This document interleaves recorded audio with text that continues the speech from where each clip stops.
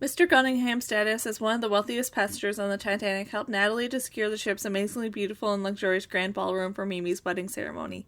The reception would be held there as well. There were plenty of rooms for both in the enormous room. All was set for the wedding. Mr. Stead had agreed to give Mimi away, and when she appeared in the curving grand staircase, with its ornate ironwork decorations under the spectacular glass dome overhead, you could hear people gasp. Amazed with her appearance, Mr. Stead was the picture of stately dignity in his tuxedo. Mimi stood beside him like royalty.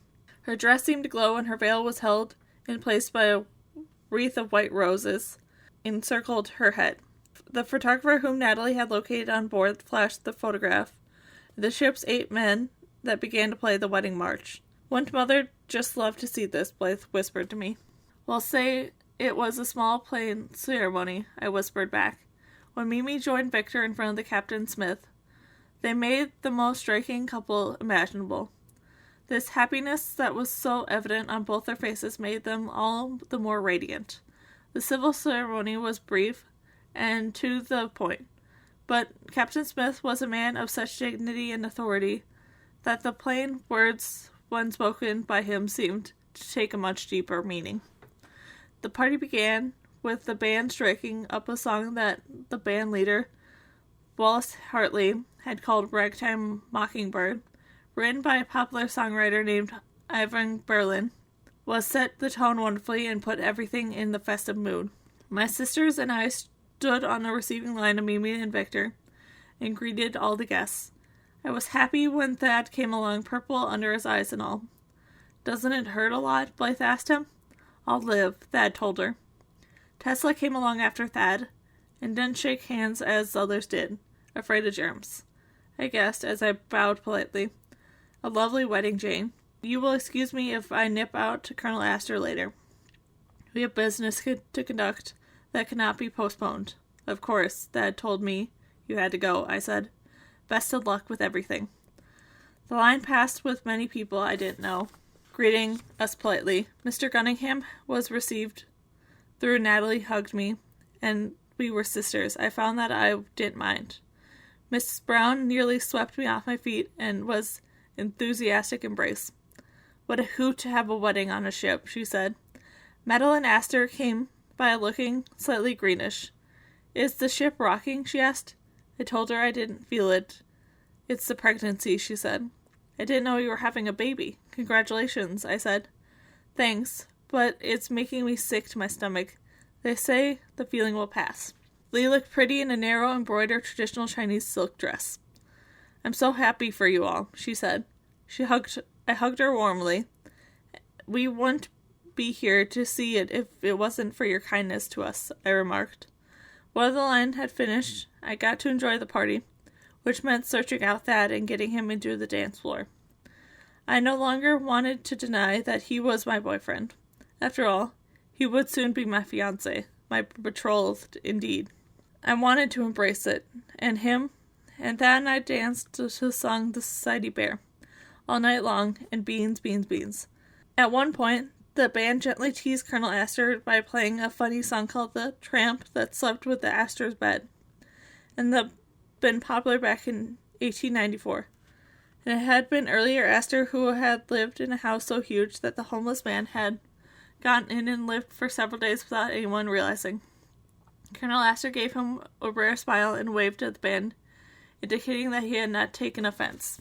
Breathless from dancing at ragtime number, I got off the dance floor and scanned the guests to see where everyone was. Tesla and Colonel Astor were still there with their hands closed, looking in serious conversation. Blythe was sitting with Mr. and Miss LaRoche along with Mimi and Victor. Mr. Stead was talking to Captain Smith, and the Sauters and Miss Brown were with Emma and Amelie. I quickly located them on the grand staircase. Amelie was shaking, and Emma was trying desperately to calm her. "Uh-oh," I said to Thad, and he was right behind me as we hurried towards them. "She's having a vision," Emma said, holding on to Amelie's quivering shoulders. "I'm trying to block it out. I don't want to ruin Mimi's wedding." "No, you don't want to do that," I agreed, knowing how important Mimi had become with this sort of business and how embarrassed she would be in front of these people. Emma's eyes suddenly glazed over, and I could tell she'd lost the strangle to resist Amelie's voice. "Get in the lifeboat," she shouted. "Get in now." The band played on, but everyone stopped dancing and talking. All eyes were on us.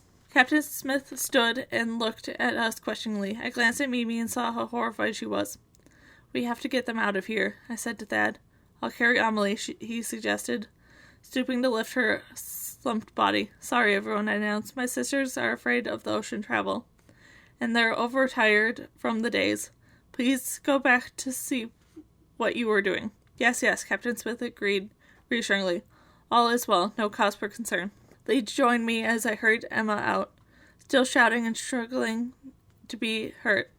By the time we got to Lee's cabin, she had calmed down. Amelie was snoring as Thad sat her down on our bed rolls on the floor. And so I assumed that she no longer sending the message to Emma. "I stay with them," Lee offered, as Emma curled up on the bed and fell instantly to sleep. I also tired. I thanked her and we left. "I better get back. Tesla wants me with him for the demonstration," Thad said. "Can I be there too?" I requested. "I'll ask," he replied. Thad and I returned to the wedding to discover that Tesla and Colonel Astor were already gone. We left and went to Astor's stateroom, but no one answered our knock. On a hunch, Thad decided that we should look for them in the telegraph room. And that's where we found them. Tesla saw us and smiled as we entered. He took out a pad and began to read from it. 9 o'clock this morning, the Carolina warned of ice. And 11:40, another ice warning from the Notaram. The Baltic reports ice at 11:42. The Almanac checks in with an ice warning at 1:45 in the afternoon. At 7:30, the California telegraphed to warn of ice. At 9:40, the Medespa sent an ice warning. And most recently, the California telegraphed again to warn that there would be encountering heavy ice. I told the California to shut up, for heaven's sakes, the telegraph officer said. All these ice warnings are jamming up my lines. And with these is a closed ship. Tesla asked him.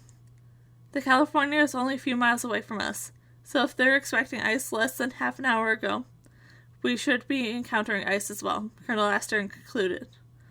All you can contact them and see is what the conditions are right now, he asked the telegraph operator. The operator looked annoyed, but didn't dare refuse the ship's number 1 passenger.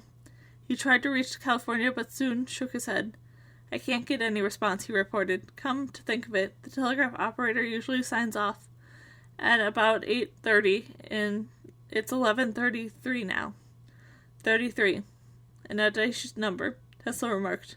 That had once told me Tesla was superstitious about things divisible by 3.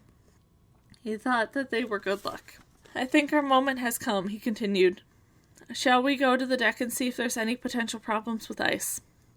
Did you say ice? We all turned to see who had spoken. Mr. Stead stood in the doorway, face ashened.